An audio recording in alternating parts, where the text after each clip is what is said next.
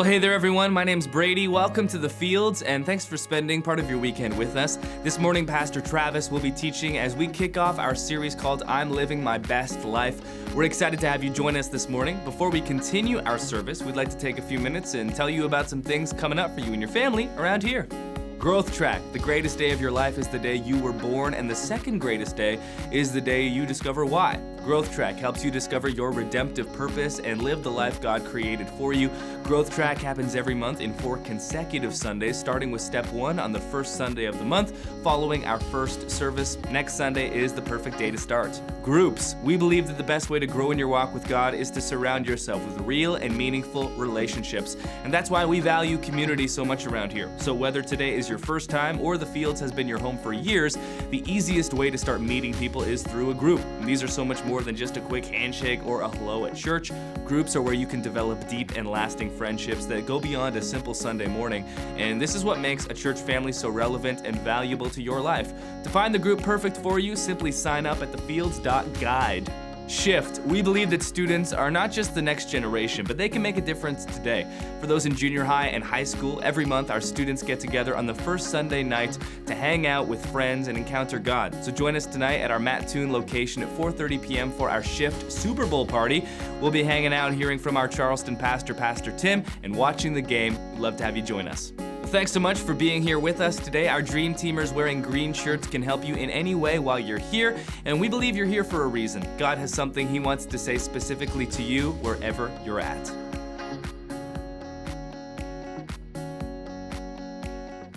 Well, good morning. Good morning. What a great day at the Fields Church. It is an awesome day. We are so glad that all of you joined us today, but really I want to look right into the camera today and say to Charleston, we are so excited for the grand opening. We're so excited that you are here. What an incredible day to gather in our very first, it's like Super Bowl Sunday, but it's grand opening Sunday for you guys. We're so excited about that. We've been looking forward to this for a long time.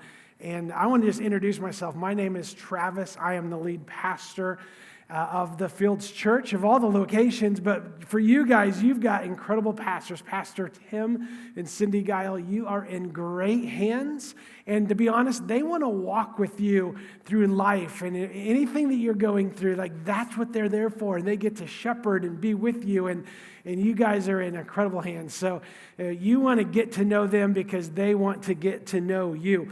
I also want to just say thank you to everyone here, everyone that's been a part of making this day happen in Charleston, the generosity of hundreds of people to make sure that today we are in a new community. The heart of the Fields Church is that we can make a difference, not just in one place, but in several communities. And so we might be in a lot of different rooms today, but we are one church. And right now we are one church in 2 communities, and eventually there will be 3, and eventually there will be 4. But right now it's our grand opening for Charleston, and we are so excited for you guys.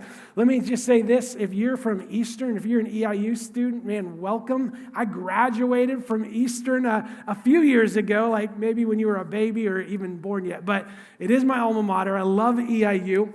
And if you've come today and you've got kiddos, if you got your families here, I want you to know when you walk around and you see those, our leaders in those orange shirts, that means they have been strategically and specifically trained for your kids. And your kids right now are in great hands, and they are learning. They're being loved on, the compassion that's in that room. This is not just babysitting. We want to build up your kids and build this strong foundation. So we're glad you're here, and we're glad you brought your entire family. Right now, though, we're going to get into a teaching because the teaching this month is called, it's really, I'm Living My Best Life. If you're new with us, I usually teach in like 3, 4, 5-week series. And what that does is it helps us really soak in a life topic over a few different weeks so we can hear from God's Word, and that all of us, when we study God's Word, we realize that He has something for us. So if this is your first time, if you're new with us, I want you to know that you've come on a great day because we're beginning a brand new series about living your best life. And that's right, that's the goal. I want to be able to say, I'm living my best life. And that should be all of our goal. The problem is that a lot of people are missing out on that. A lot of people are missing out on living the best life. They're living life, And you're doing the best that you can do. But sometimes something deep down inside, you're like, I think something is missing. But you're trying hard and you're going fast. It's almost like having like a Lamborghini mindset without the GPS. Like you're willing to go 100 miles an hour every day, and you're going and you're going and you're going, and the pace is fast and it looks good, and you're in that Lamborghini, but without GPS, all you're doing is driving around a lot and you're not getting anywhere. And I want us to help us understand having the best life. We got to ask ourselves, are we getting anywhere in life? And do we have the GPS in us? And so over the next 4 weeks, we're going to talk about what it looks like to be living the best life, because we want that for you. I guarantee that there's times that we wake up and we're wondering, is this it? Is this all there is to life? Is there something out there that's a little better? And we run and run and run, and sometimes, let's just be real honest, we go looking for something else that's sometimes not even out there. We find ourselves exploring, sometimes physically, like, hey, I'm just going to leave what I'm doing right now and then go look for something. And sometimes we mentally go exploring, and we cash out for a little bit. We're like, I think if I just dream about this, maybe life would be better over here, and life would be better over there. And the next thing you know, we're running away to go find something else. The problem is sometimes we don't even know what we're running to, and we don't even know what that something else is.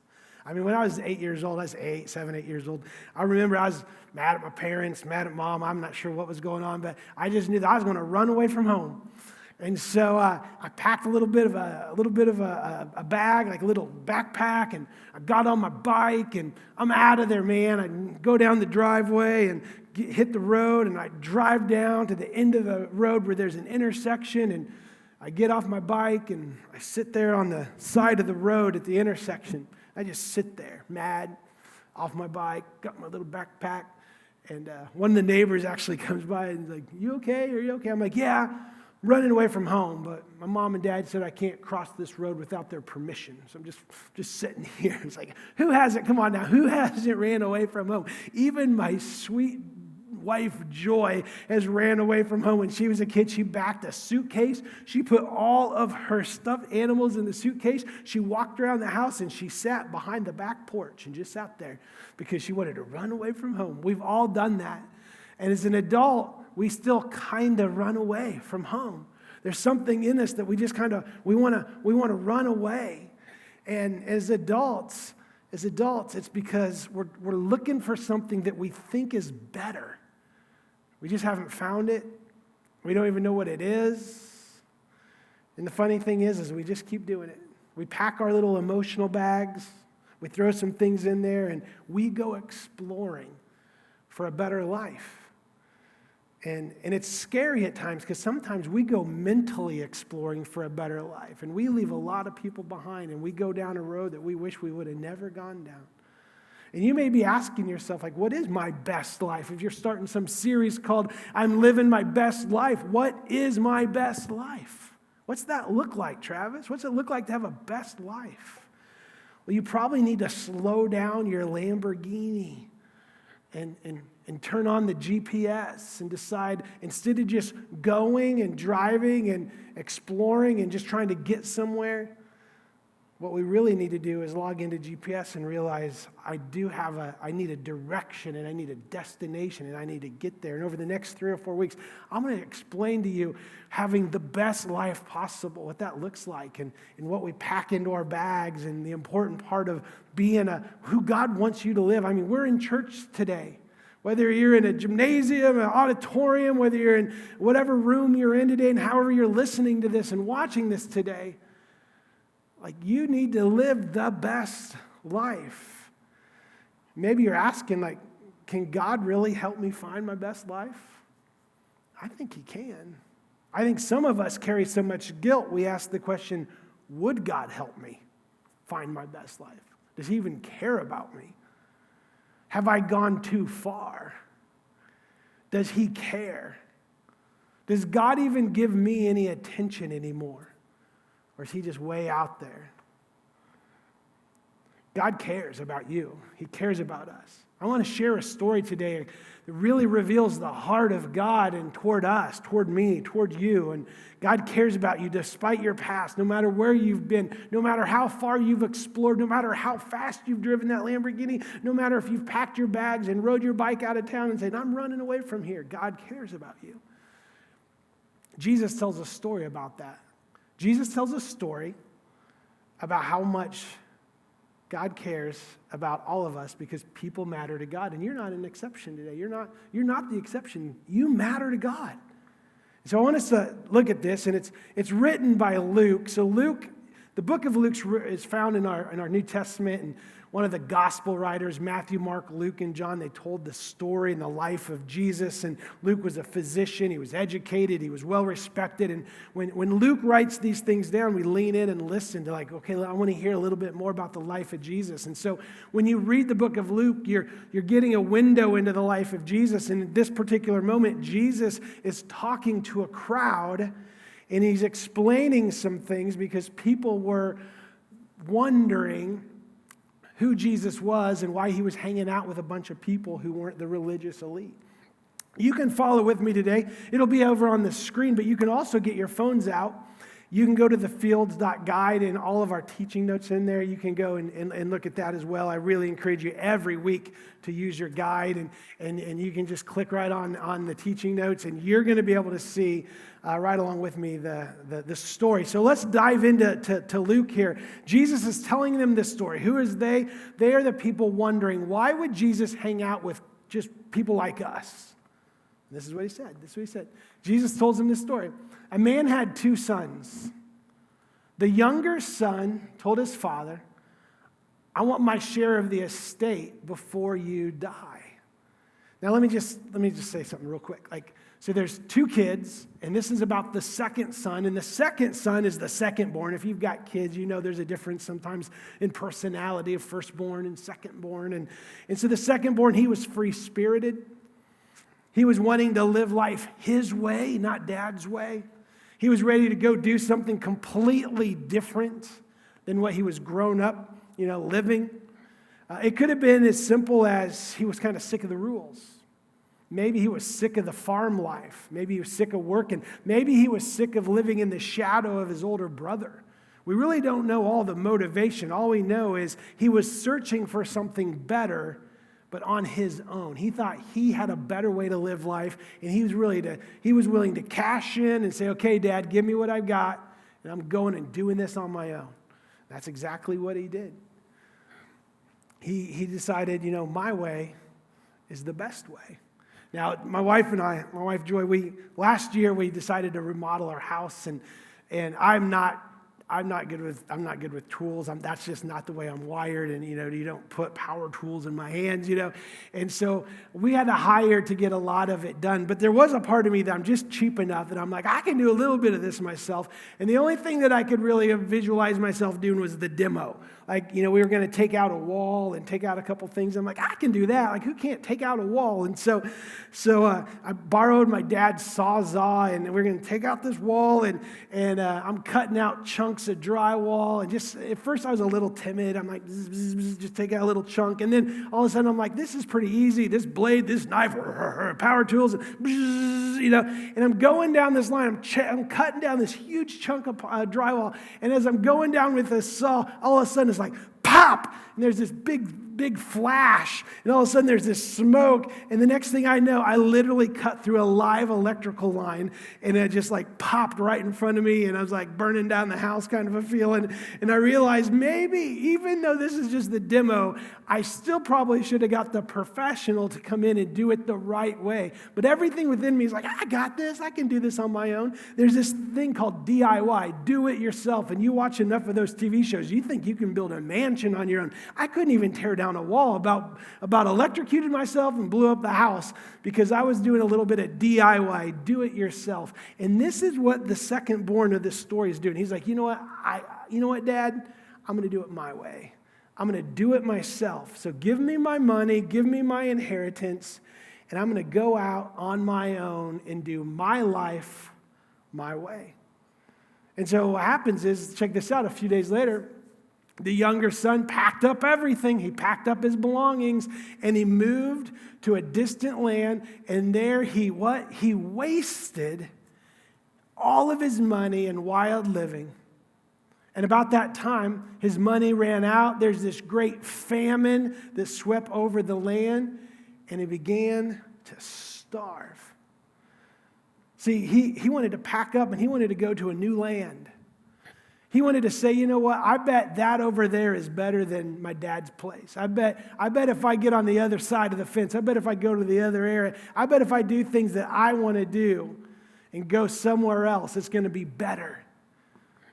Haven't we done that? Haven't you and I believed that grass is greener on the other side until we get there and we realize maybe it's not that green over there after all? But we think it might be because we're in this pursuit of something better. Our expectations, though, our expectations are way up here, and then the reality sets in, and it's like down here. And that's what happens in life when we just go try to do things on our own. Our expectations and our reality are very different. It turns out that he wastes all of his money. There's this famine, so now there's no job. There's no the produce. The farms aren't growing. It's not a good time, and he ends up having nothing, and he's running on empty. And he thought life was going to be better, but it's actually quite worse. So then he has to pivot, figure out something. So it says that he persuaded a local farmer to hire him. Well, I'll go get a job. He'd never had a job. He's like, I'm going to go persuade a local farmer to hire him. And the man sent him into the fields to feed the pigs. The young man became so hungry that even the pods that he was feeding the pigs looked good to him, and no one gave him anything. This was the son of a very wealthy landowner that had about everything that he ever would have wanted. And he finds his life pivoting where now he's begging for some job where he can go out and feed the pigs. And then he comes to this conclusion that the pig slop looks pretty good because his life had become pretty empty. What happened was he was trying to fix it himself. I'll just go find another job. I'll go get a farmer to help me. In other words, it's like, I'm going to just try this one more time. I'm going to roll the dice one more time. I'm sure I can figure this out. But because there was a famine, because nobody was hiring, everybody's keeping the food to themselves, there was nothing out there. No one was there to bail him out. And he was looking for a pathway to a new life, a better life. He thought he knew what was best. He thought he knew what he was going after, but he ended up eating pig slop. And he ended up empty. And no one would help him. I mean, imagine this. Wealthy son of a landowner who had anything that he wanted. Provision, protection, his family, these blessings, this assurance of a great future. And he traded it all in looking for something better that didn't really exist because he didn't know where to go. He was just a fast Lamborghini spinning his wheels with no GPS. Verse 17, Jesus goes on to tell this. He says, when he finally came to his senses, he said to himself, man, at home, even the hired servants have food enough to spare. And here I am dying of hunger. I will go home to my father, and I'm going to say, Father, I have sinned against both heaven and you, and I am no longer worthy of being called your son. Please take me on as a hired servant. Just take me in. Take me in as one of your slave servants. Now, he had this great awakening. He had to have this sense of that there is no better life that I went looking for because I didn't know where to look. And so when he is saying, I've come to my senses, there was a huge battle going on. Let me explain. I want to unpack this moment because he had to really lay down his pride. Have you ever had to do that before? Have you ever really had to say, maybe my way wasn't the best way? Maybe I thought I had it all figured out and I don't? Have you ever had to lay down your pride and say, I was wrong? So this son is going to have to go home and tell dad and brother and family that I messed up. I didn't have what I thought I had. I didn't have a good game plan. His reputation was at stake. I mean, he had the family name. He was the son of a wealthy farmer. He was going to come home and his reputation would have been broken. And he's mentally processing all of this, knowing that this is the reality. I think the big one, though, was rejection. He very well knew that when he got home and explained the situation, that everyone could reject him. And literally, he would have had that coming. I'm going to explain something to you that if you study the culture and the time, so if you know anything, if you love history, just lean in for a moment because let me teach you a little history of this Jewish culture back then. There was this family ceremony that would take place. If someone would leave the family, like a son, and take some money and take the inheritance and leave to say, I got a better plan, I'm going to leave early, and then return with nothing. There was this ceremony called Kazaza. Kazaza was literally, it was almost like a ceremony of shame. So what would happen is a child would leave, and when you leave, it's a big deal to leave back then. Not like today, we jump in our car and we go to college somewhere far away and start somewhere else. Not these guys. This was a communal, like a family community where everyone stayed and grew together and built the farm and built the land and built everything right there in the name of the family. It's just different than it is today. And so if you left and came back empty-handed, it was a shame on the father's name. And so this ceremony, kazaza, literally they would take, so when a child would return home empty-handed, they would go out into the community and the family would gather around and some of the community would gather around and the father would take this big clay pot and a lot of times it was filled with fruit. And the fruit would be this symbolic of we invested in you and you had life in you and there was seed in you that was be able to flourish and you could have grown. And so they had this huge pot and they would look at their son who left and came home with nothing, and they would throw it down on the ground, and koosh, it would shatter. And then they'd say, you're cut off. You've come home as a disgrace. Kazaza, the family and the friends would have seen that someone came home empty-handed, and yet then they would be publicly rejected. I want you to think about that because this was all going through the mind of the son who said, should I really go back home? My pride, my reputation, and the rejection that could have taken place. And he still decides, I'm going to go back home. That tells you how bad it was.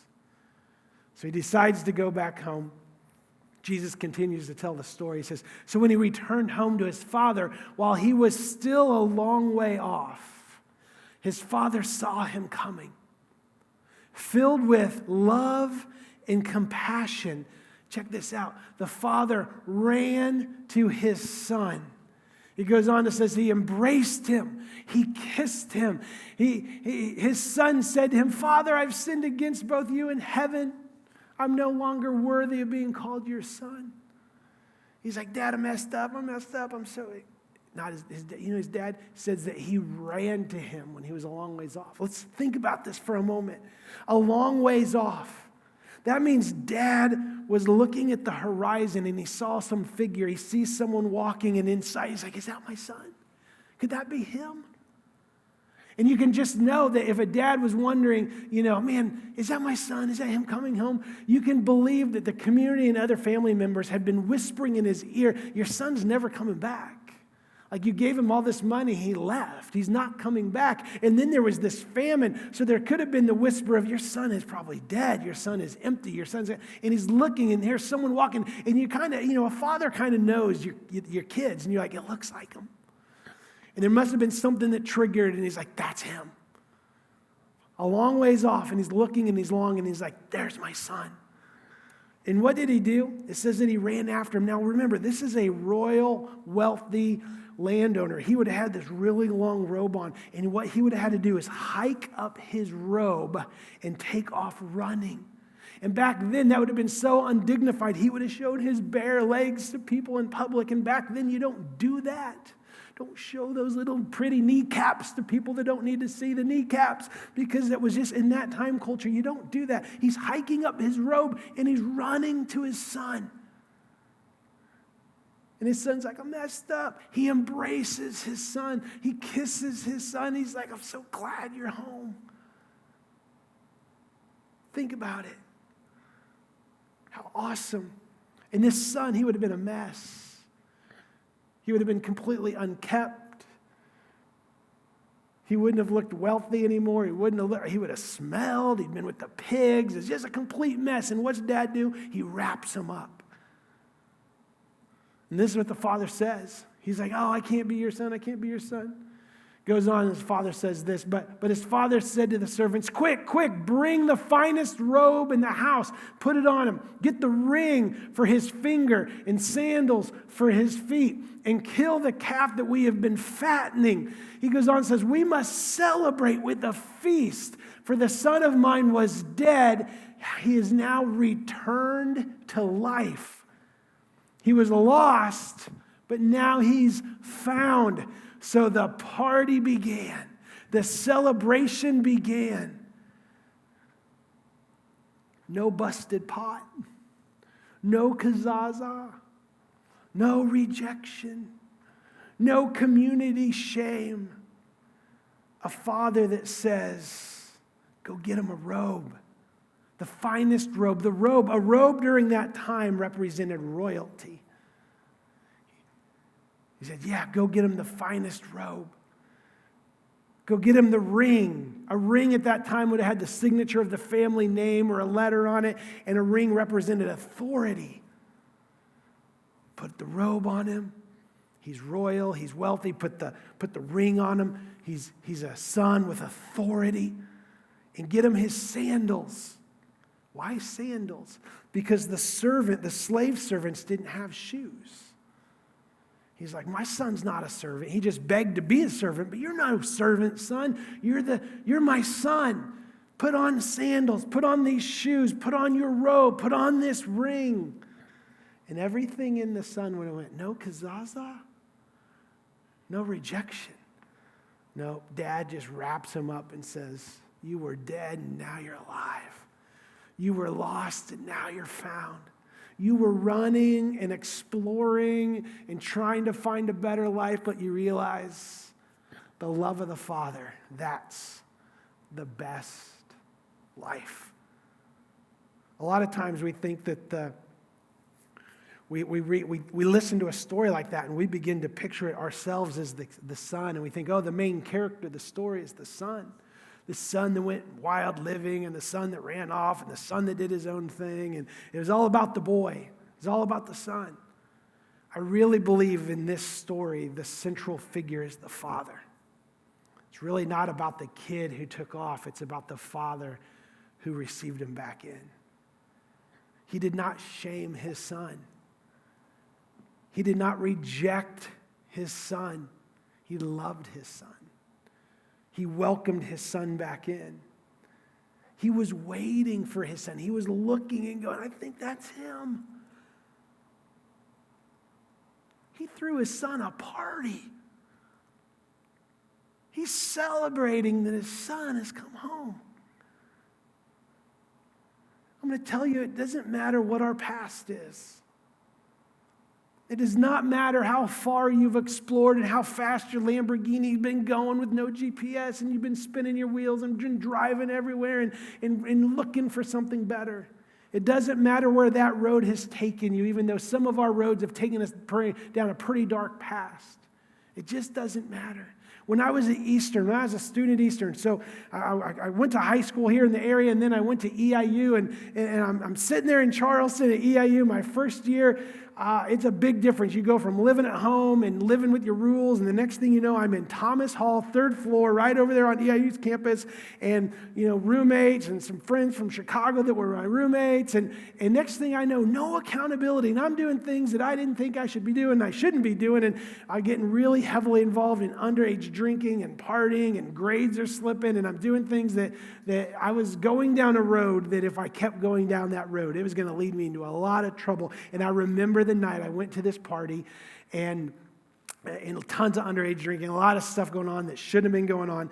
And I'm sneaking some alcohol back up into the dorm. And I got this alcohol, and I'm going up the stairs of Thomas Hall, and it's really late at night, and I hear someone coming down, and I take a jacket, and I put it over it, and I'm trying to hide it. And I'm not in good shape, and so I'm probably not hiding it very well. And it's a mess. And all of a sudden, it's my RA. And he's faced me like he's looking straight at me. He's like, "Travis, what do you got under there?" I'm like, "Oh, nothing." My head's down. I'd never caused any problems in high school. Like I didn't get in trouble. And he escorts me to the men's bathroom, and I'm pouring out all this alcohol. He says, "Travis, go to bed. We'll talk about this later." Then we have this meeting, and he says that I have to go through this probationary period of living in a dorm and go to this special class. And the crazy thing is that was a Saturday night, really late at night. And you know what I did the next day? I woke up and I went to church. You know why I went to church? I was teaching a Sunday school class. I was teaching junior high kids. I was a mess. I was exploring and looking for something better. And I was a mess. And that night when I got busted and I realized the best thing I could do is go to church, and you know what happened? My head was down, and I felt horrible about myself, but I had a very long conversation with God that day. And you know what I felt? You know what I experienced? I don't even know how to put this into words, but it was like the love of the Father wrapping me up and saying, "It's okay." Clothing me with something new and saying, "You know what? If you're willing to change, I'm willing to take you. I'm willing to lead you there. I'm willing to help." And I just felt this sense of this guilt was gone and this relief. And I just knew that God, I know I messed up, but God didn't boot me out. He's like, no, he's the loving Father that embraced me. And this is what I want you to know. I want you to know that no matter where you've been and how far you've gone, God's arms are wide open. And I want you to know this, there is a seat at the table for you. You belong here. This is why we exist as a church. If you're new with us today, the Fields Church, there is a seat at the table for you. You belong here. Know that you can never run so far away that God's not willing to just wrap you back up and say, "Welcome home." I want you to powerfully take that in today. Let that be crystal clear today that you've never ran so far that God doesn't say, "Hey, welcome home. You belong here," and wrap you up. God loves you because you matter to him. I've experienced that. It changed my life. I needed that rude awakening my freshman year at Eastern. I needed that because it changed everything for me. I hope you know this, and I hope you hear this today, that the heart of the Fields Church is this, that the Fields Church is modeled after the heart of God. That's what we model ourselves after. A father that looks at the horizon and says, "Man, I hope that's my kid," and we wrap them up when they come home. That's how we model ourselves. There's a seat at the table for you. Everyone can return home. All of our journeys are so different, but at the end of the day, no matter where you've gone and no matter where you're at, God desperately wants you back. We're a church that believes in you. We believe in your future. We believe that God has a destiny for your life. Jesus deeply cares about you, and he went so far to die on the cross so you could gain heaven and gain a relationship with God. And when you're welcomed into the arms of God, and when you're welcomed by his family, that's the best life. That's living the best life. When you feel that embrace of God going, "It's going to be okay, I'm with you." That's living the best life. When the heart of the Father is right up against you because the hug's right there. That's living the best life. I want you to experience that today. We want you to experience the best life possible. Not an average life, not a good life, the best life. The best life. We want you to be able to say, I am now living the best life. I want you to maybe consider starting over today. Maybe you need to hit redo. Maybe you need to back up and say, I need to start over in life and figure out this thing, and I need to give my life over to God. Because I've been trying to explore on my own, and to be honest, I've been running away. Like the little kid packing the bags, you've been running away. Close your eyes just for a moment with me because I want you to picture something. Close your eyes. Picture this. The heart of the Father. He's looking at the horizon. And he's waiting for you. And he sees you. And he makes eye contact with you. And he knows, there's my daughter. There's my son. And then his arms begin to stretch wide open. And he's saying, come experience the best life back home. Welcome home. Come on in. I want you to live the best life possible. And he wraps you up. And he's just so glad that you're there. You see, Jesus gave his life. Jesus gave his life so we can all have eternal life with him.